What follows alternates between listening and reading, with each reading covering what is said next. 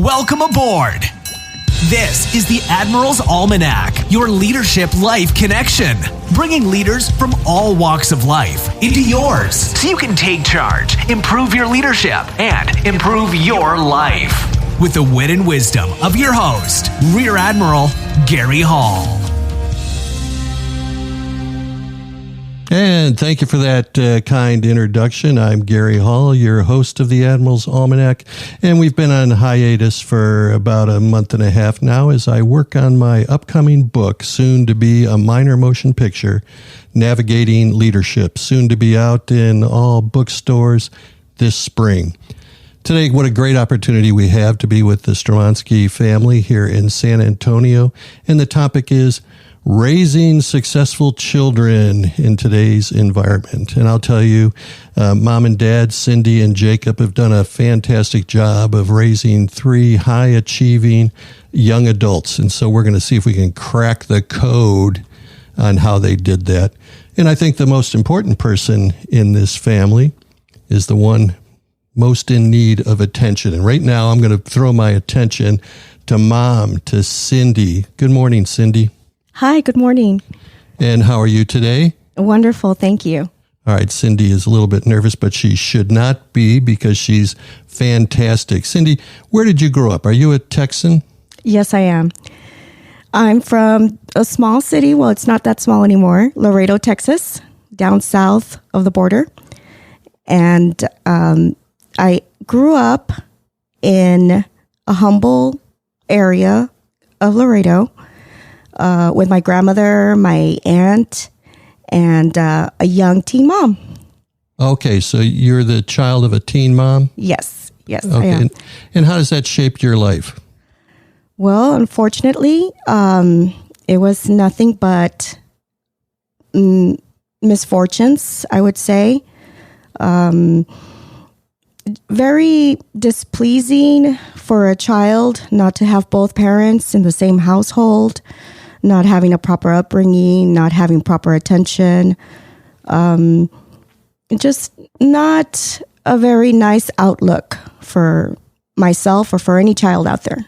Okay. You know, I would. But where you start doesn't necessarily determine where you wind up. So you wound up meeting and marrying this handsome devil. And let me describe Jacob. He's about 6'3", 210 pounds, a former linebacker for the Houston Texans. Does anybody describe you like that, Jacob?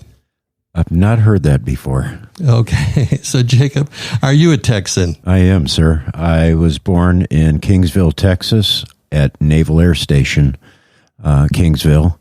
I come from, or my father's a Texan as well. My mother, she was born in Sioux Falls, South Dakota.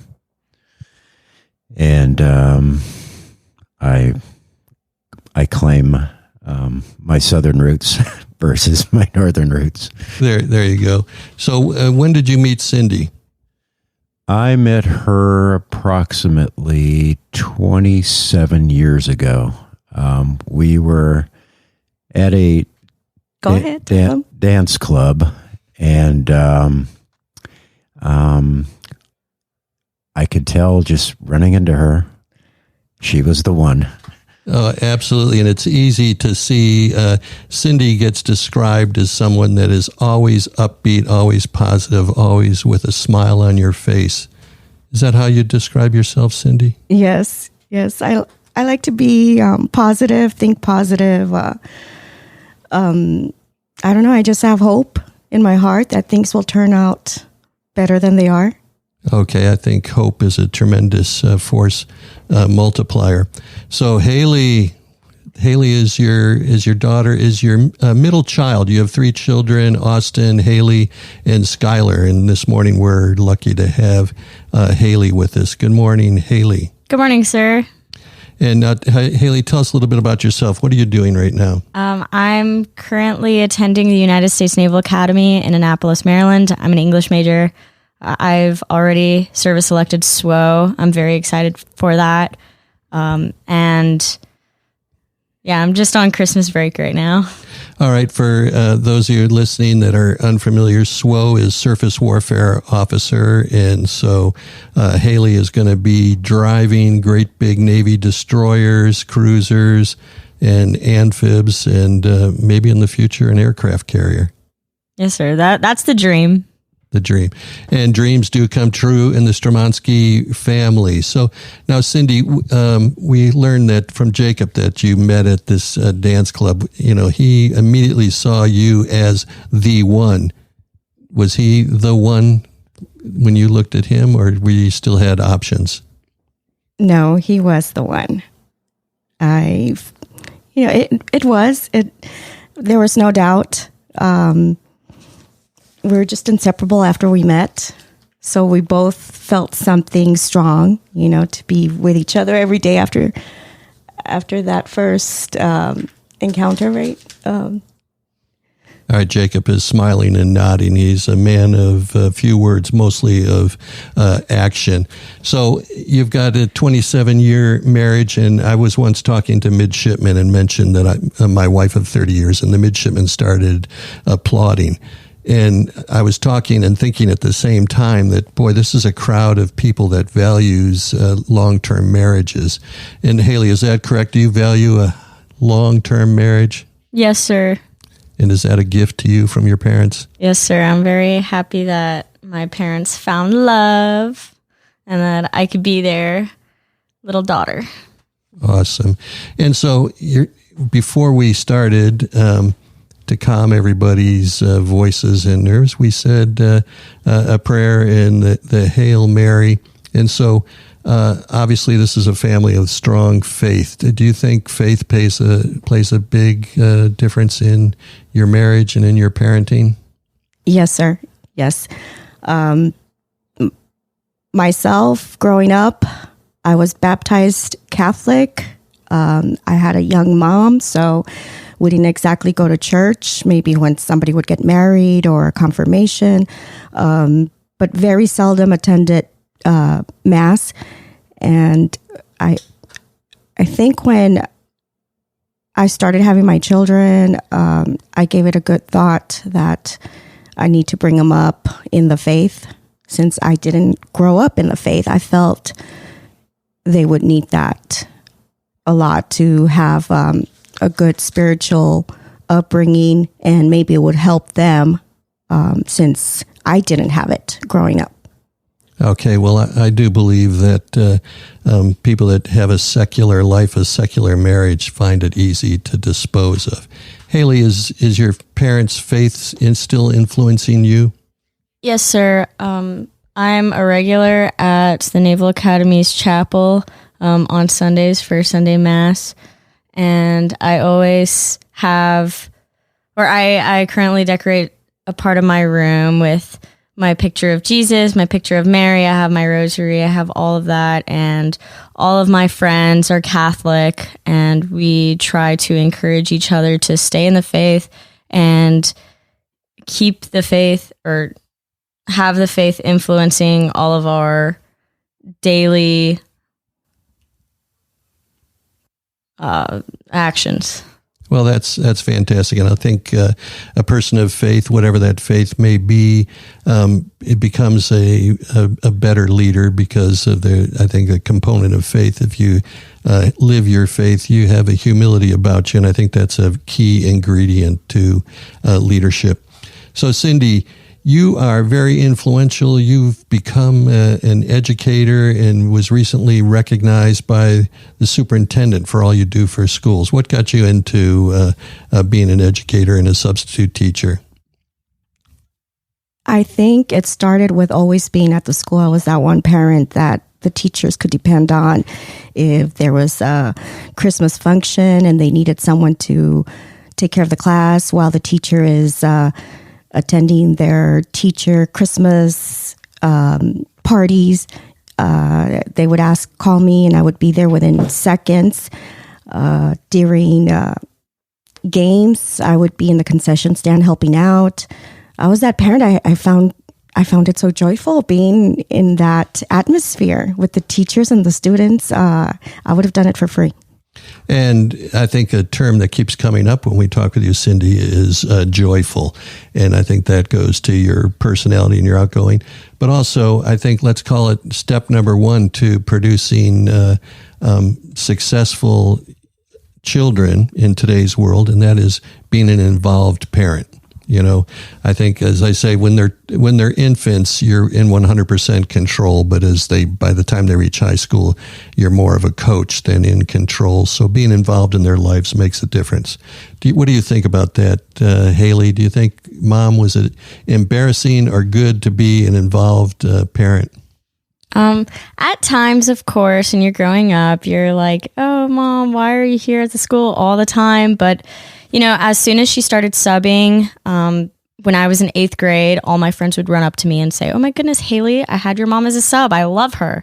And because my mom was the most popular sub among the students and among the school, I got some of that recognition, and I really appreciated my mom and what she did to make other kids feel like they're at home while their teacher was away. Excellent. Now, Cindy, I keep focusing on you because we met several months ago and you told me a story about the responsibilities of parenting. And so obviously your philosophy on parenting came from the fact that your mom was a teenage mom and there wasn't a dad involved. So what is your philosophy on parenting? The children need both parents. It's difficult, but I have a strong belief within myself that you make it work for the sake of the children. Once a woman becomes pregnant, in my mind, in my thoughts, personal thoughts, it's no longer your life, your own life. You are living for the purpose of that child, for them to have a complete, whole life. And, when you love, you don't know how you're going to be when you get pregnant. You don't know. I didn't know I was going to have this immense love for my children. I had no idea. It's just incredible, the love that I have. So it was good. I didn't have it before. I didn't know how to love. So I decided my life is my children. Their lives, their whole well-being is more important than mine. Many women might disagree with that, but that's just my opinion, that for another life, or for the repeated mistakes not to repeat themselves over and over again, we just have to sacrifice for another human being to be that whole person that you are not.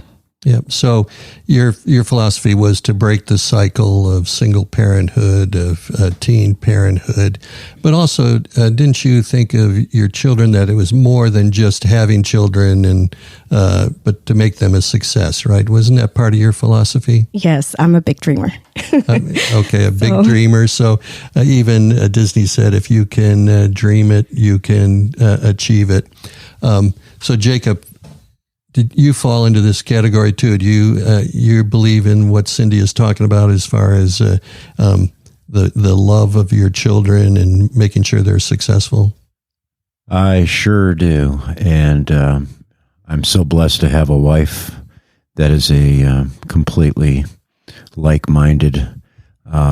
We both share the same feelings. You don't just bring a child into this world as a novelty. I'm a firm believer that once you have a child, that, just like my wife said, you need to start concentrating on the other person, the baby, and, forget all the novelties that your next door neighbors have with their brand new cars, their brand new homes, their fancy dresses. We kind of put all that away in our minds. We put our goals and our futures, my wife and my future on hold, and focused on making the sacrifices to ensure that our kids had a better success than we did. And today we continue that, even though Midshipman Hailey Stromowski is at the Naval Academy, we still are there for her. Absolutely. And Cindy, you talked about love and not ever imagining that you could love somebody. So you have 3 children. You have Austin, Hailey, and Skylar. And so how many years between Austin and Hailey? 2 years apart. 2 years apart.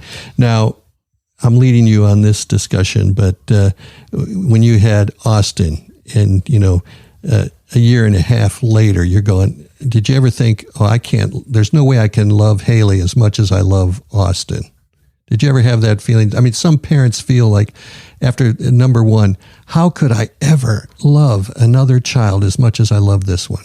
Yeah, I think so. I think that does cross your mind. It does, but it just keeps growing and could become an addiction, having children. Yes, some people do have that addiction. The reason I asked that question is I would have 4 years between my oldest and my second, and I thought, well, gosh, there's no way I can love another one as much as I love this first one.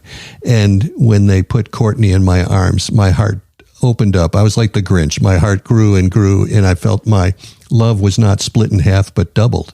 And so number 3 is an easy call because you go, okay, I know how this works. So I think to produce successful children as successful adults, we talked about being joyful. And I think I'm blessed that my wife finds joy in just about everything. And then an involved parent. And I think the element of faith. Would you agree to that, Jacob, on faith in your family? Faith has played a very important role. I was raised a Catholic. My father was Catholic. My mother, she was a non-practicing Catholic, apparently, when they met. But my father brought her towards our faith. And every Sunday, even on weekdays, I would be in Mass. My father was from a family of 9 and from Poland. My grandfather, he was a very, very strong Catholic, and I felt that after we had our first child together, that it was my obligation because my parents kept me in the faith, whether I wanted to go to church or not. I thought that it was my responsibility to continue that tradition, and I do not regret it at all. There's a lot to learn in church. Growing up, I would fall asleep in Mass quite often because it was boring. But the older you get, you start paying attention to the words of the priest, and you start applying them towards your everyday life. And they even hint on parenthood, and the priest would also address children and children's issues. And these were things that I thought would be a great idea if our children got to hear.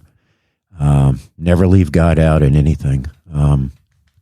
He is one of the sole reasons why we are where we are as parents today. That's fantastic. I recently told, as you mentioned, you start hearing the message when you're at Mass, and I recently told my priest, stop talking about me, because I felt that the message was targeted directly at me.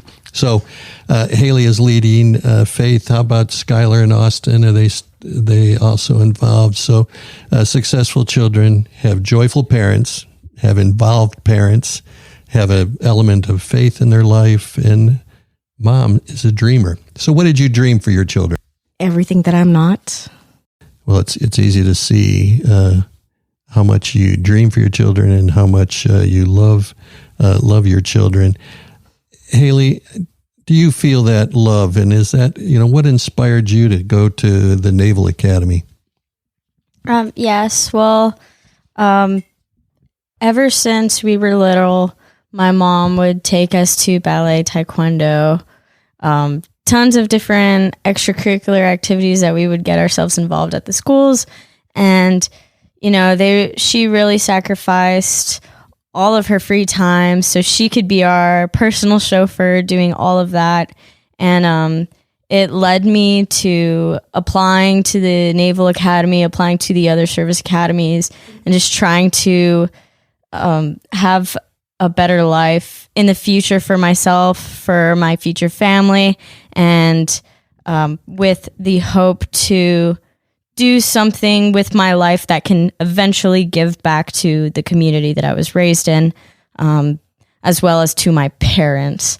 And I know my mom didn't have the best upbringing, to say the least, but I know she really strived to give us everything that she didn't get herself, which I really love, and I appreciate it so much. And I don't know if I could ever, have the words to describe my appreciation and love and feel the support from my mom. She's our number one fan. She's why all three of us have had any success in our lives. Well, that's fantastic. Now, would you consider your parents helicopter parents or just involved and motivating? Well, no, I don't think I would consider them helicopter parents. I didn't really know any growing up, but at the academy, like I've heard a couple of stories from my peers. But no, my parents, they pushed us, and they pushed us hard, making sure that our grades were good, that we were involving ourselves in the school, but they never pushed us past the point of no return. No, they did it out of love. They did it because they knew that we had it in us, and that it was imperative to go the extra mile at school or in taekwondo, in ballet, in any of the things that we did, because it would only help us in the future. So they weren't necessarily helicopter parents, but parents that had accountability and a vision of accomplishment, of being a dreamer and an achiever. Would that be a correct statement, Cindy? Yes, very true. I want to add that, besides our lives are no longer our own when we bring children into this world, I want to say that I personally put a lot of thought, my children's upbringing, as in creating a whole person. That means mentally, physically, and spiritually making sure that all these areas in their lives, in their personal well-being, are being met, are being nurtured mentally, physically, and spiritually. Mentally, as in making sure the children are around books, everything to challenge them, educational wise. Physically, they need to be healthy, body, soul, spirit. That I had that idea, or I don't know, I might have read it somewhere.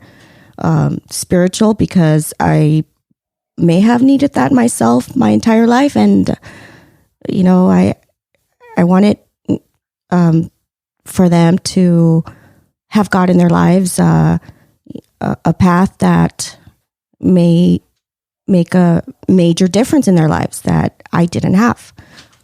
Well, I think you captured, a key element of raising successful children. That is the whole person approach.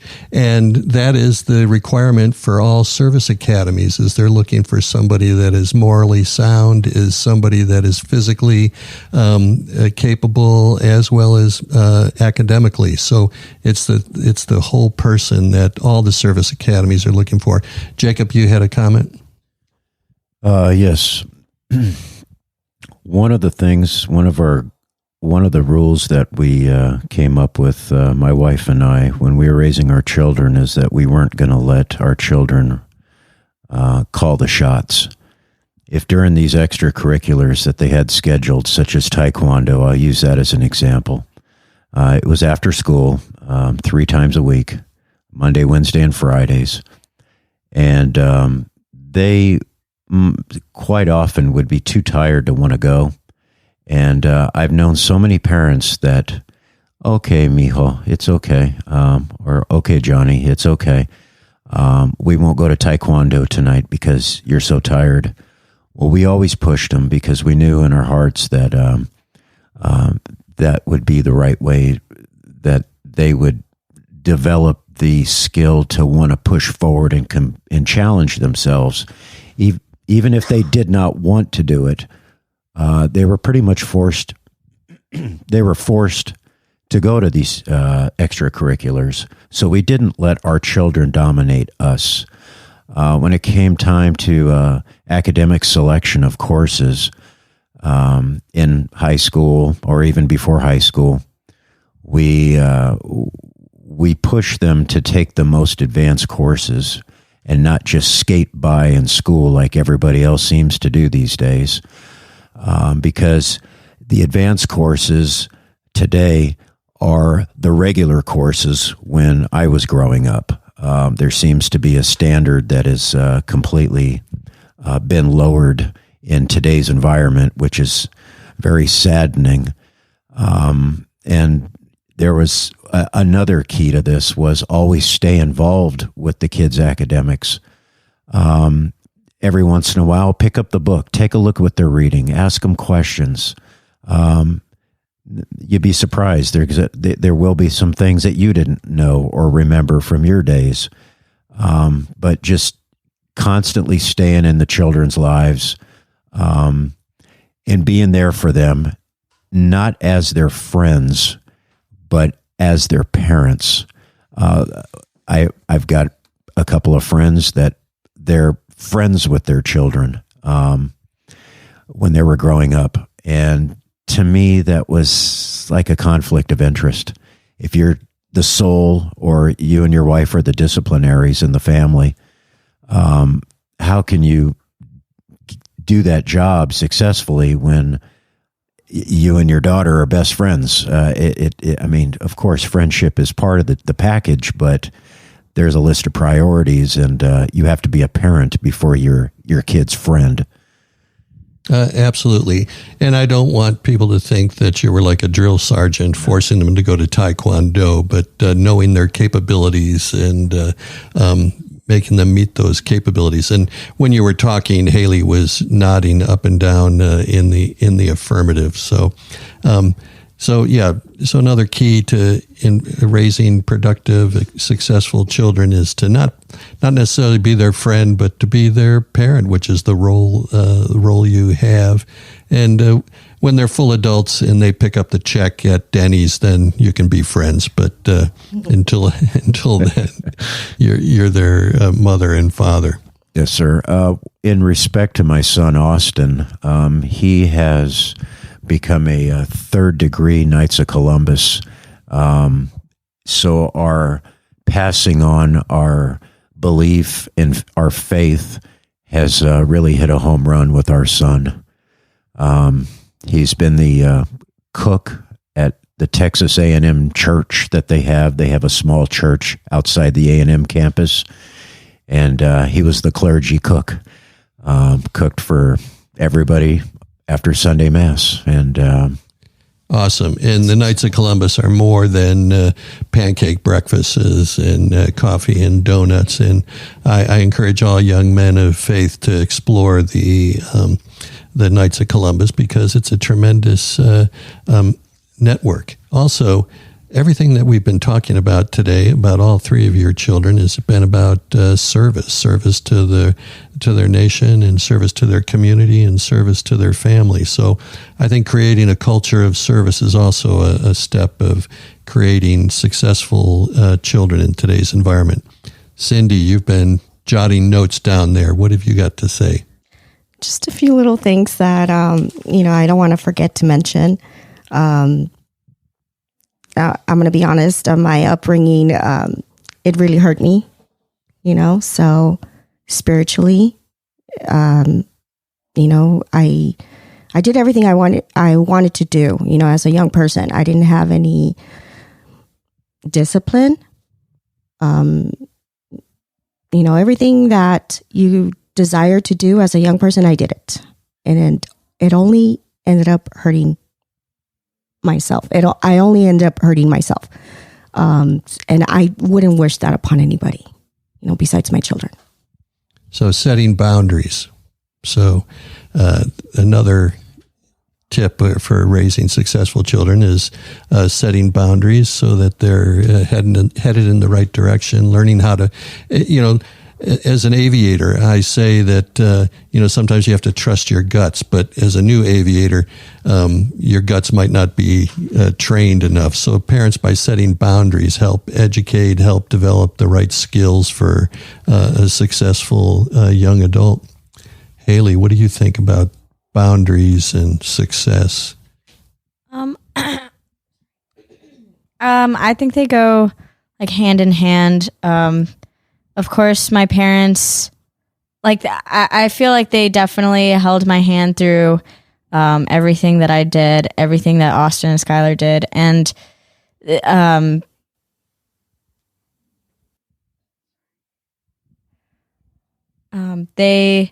they really just tried to help us understand what they went through in order for us to not make those same mistakes and continue on the road to our own successes.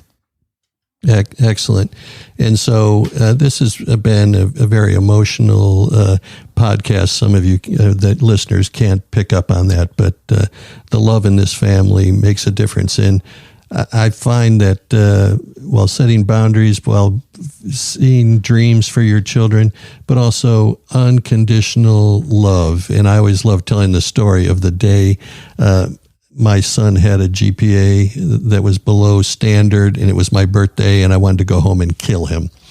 And I thought, well, for my birthday to kill my son's probably not a good thing to do. And I drove by the chaplain's office, pulled in there, and the chaplain that grabbed me, Captain Don Dendulk, may he rest in peace, said, "I'll take care of this, Commander." And he said, love the heck out of your son, love the heck out of his grades, and love him unconditionally, just like the Lord has loved you. And so I went home and I learned how to love unconditionally, and I had other examples. And my father-in-law was unconditional, loved you unconditionally, as my wife points out, even when I wasn't lovable. But 2 weeks after me being an unconditional provider of love, my daughter went to my wife and said, "What's wrong with Dad?" And Darlene said, "What do you mean, what's wrong with Dad? He's so nice." And I said, "What's so wrong about that?" And they said, "Well, we don't want him to go back." Well, anyway, learning how to love unconditionally, I think, provides a great cornerstone for raising successful children. Yes, it's true. What else can I add? I teach confirmation classes on Mondays with the teens at St. Rosalima here in San Antonio. Oh, very good. And I help out the best that I can, because I can't jump anymore, in the teen retreats. I just desire so much more for the youth. I guess I repeat myself too many times about how you really need a spiritual life. You need to grow in Jesus, and there's no other way to live than to serve our one true God. And they need that the most. Everything else is vanity. Where our soul ends up going, that's our true mission in life, to be honest. The whole being serviceable at the academy, it's because they can do it. All this attention and focus on education and striving to be the best and doing the hardest work on this planet. But it all has to do with the mission. The number one mission is heaven, gain souls for heaven. And because we're Christians, number one, we can be courageous. There is nothing to fear. So, aiming high, it's because you can do it. You're gifted. God gave you that blessing, intelligence and motivation and the desire. And, some people are given more, right? Intelligence, are born more intelligent and with physical abilities, but it's only because our mission is even greater for the Lord. All right, we got heads nodding up and down all around the room. And I think another element of raising successful children is courage, having courage, teaching courage. And, it's not, people will make mistakes, but it's not how you make a mistake. It's how you learn from it, how quickly you get back up when you've fallen. But again, a 360-degree style of parenting, making sure academically, spiritually, physically, they're all in great shape to their best of their ability. Jacob.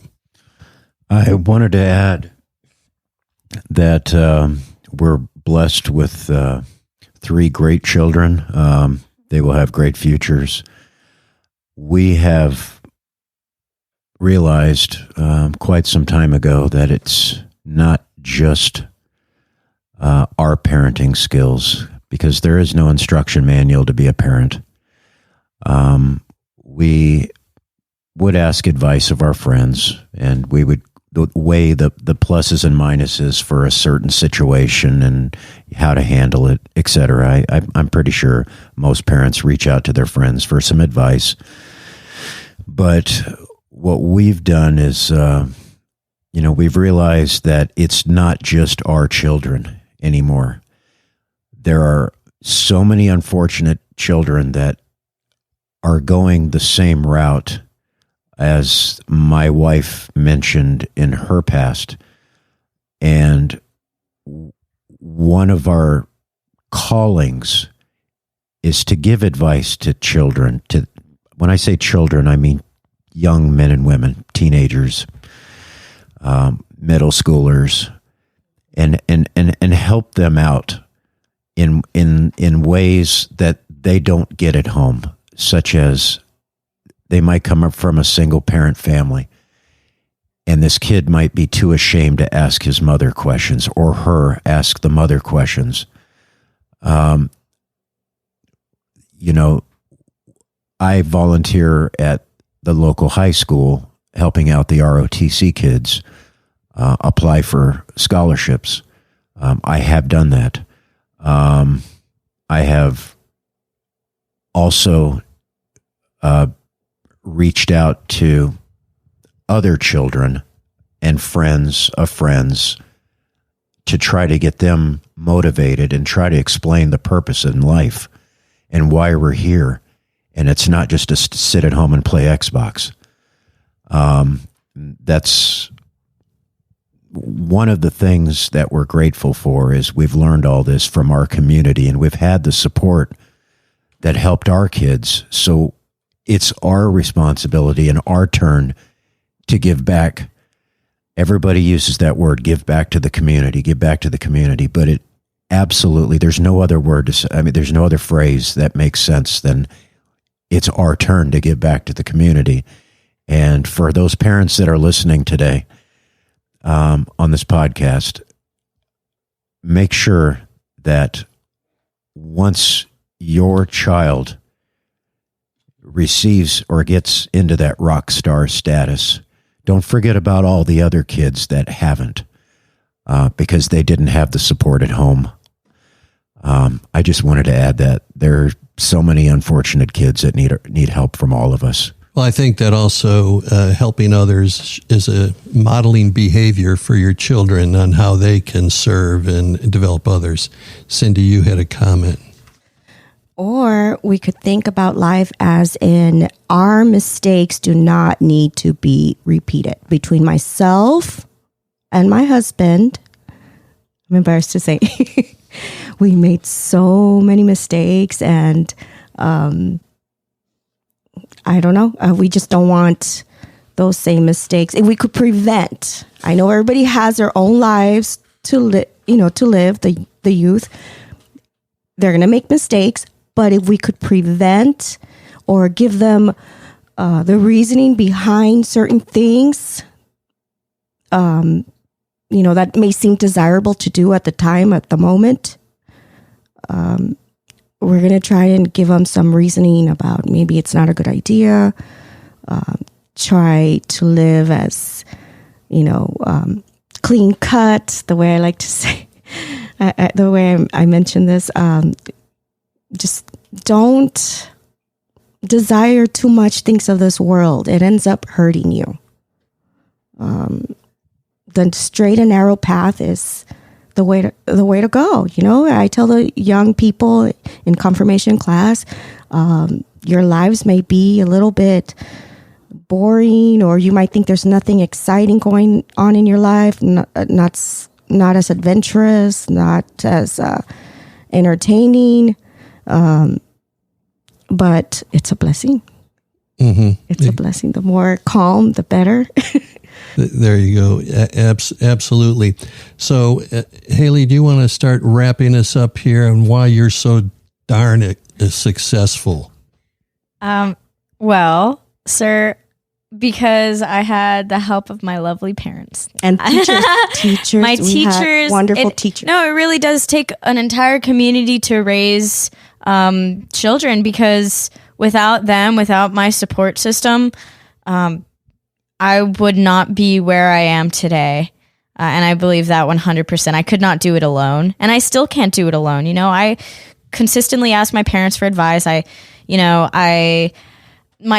dad helped me buy a car over Christmas break. And it's not like blindlessly following my parents. Because I know they're teaching me about their life through the lessons that they tell me, and I don't want to make the same mistakes as them, and I want to make them proud. They gave me everything, and at the end of the day, I want to be just like them, and help other kids make the right decisions. And I hear that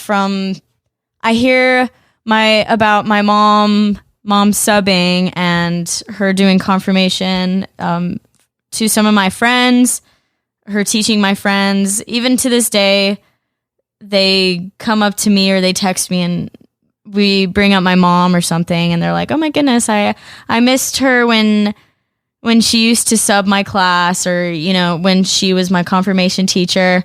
And it really sticks with me that my mom has not only touched my heart and my brothers and my sisters' hearts, and they've really made an impact on us, but they are making impacts on tons of students in the district and in the community.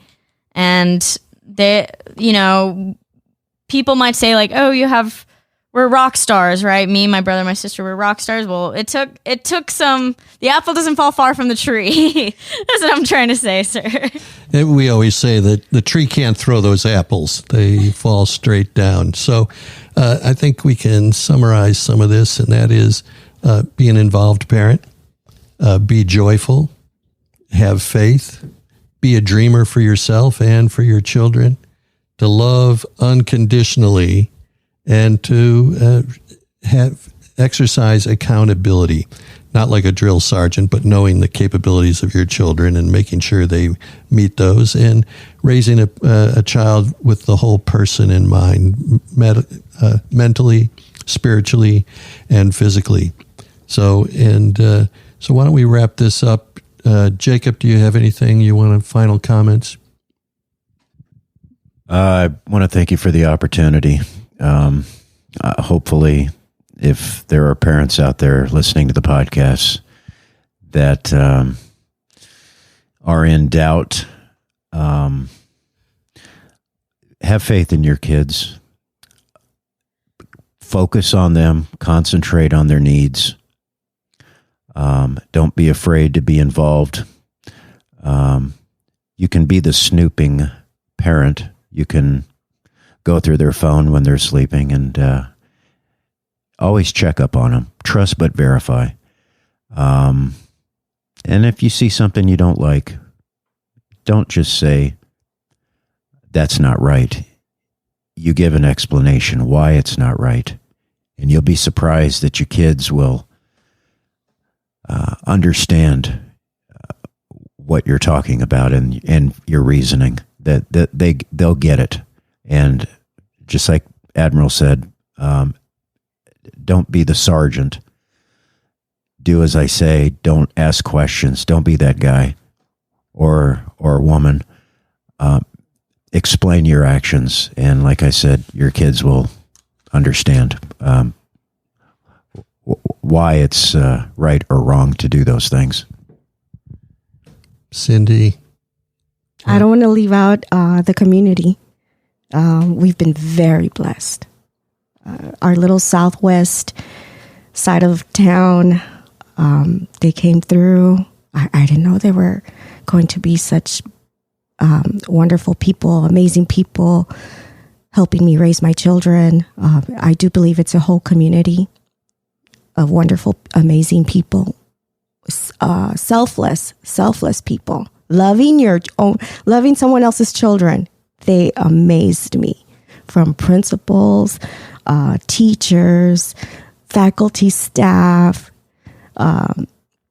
church, or our St. Rosalima church people, our sisters and priests, taekwondo teacher, music teachers, just everyone in our community. I didn't know I was going to be blessed. So my mistakes, when I, growing up as a teenager, wanting, quick way out of this world, it was that devastating. I had no idea, just to stick it through, and God was going to come through. So there is a light at the end of the tunnel. Right. If you have a struggling child, and that son of mine that I wanted to kill is now a tremendous, unbelievable father, husband, and a businessman. So, there is a light at the end of all tunnels. And when you make mistakes, when you fall, it's how quick you get back up and how quick you head forward. So, in summary, your 3 children: Austin, graduate of Texas A&M, pursuing an officer's career in the Navy Supply Corps. Hailey, a senior at the United States Naval Academy. Awesome, going to be a surface warfare officer and lead young men and women, lead them well, compassionately. And then, of course, there's Skylar, who has the name Sky in her name, destined to be a future pilot, hopefully for the Navy, even though she's at the Air Force Academy. I remember when she was interviewed in the local news in high school, when somebody said, how many Navy pilots are there in the Navy? And she said, not enough. So I think that's an example of the spirit of dreaming and joyful living that you have bestowed upon your children. So I want to thank the Stramansky family. Please, if you're a new listener, subscribe to the Admiral's Almanac wherever you get your podcasts, and look out this spring for my new book, Navigating Leadership, navigating the ups and downs of leading young men and women and yourself. So again, Navigating Leadership, soon to be a minor motion picture. So until we meet again, here's wishing you a happy voyage home.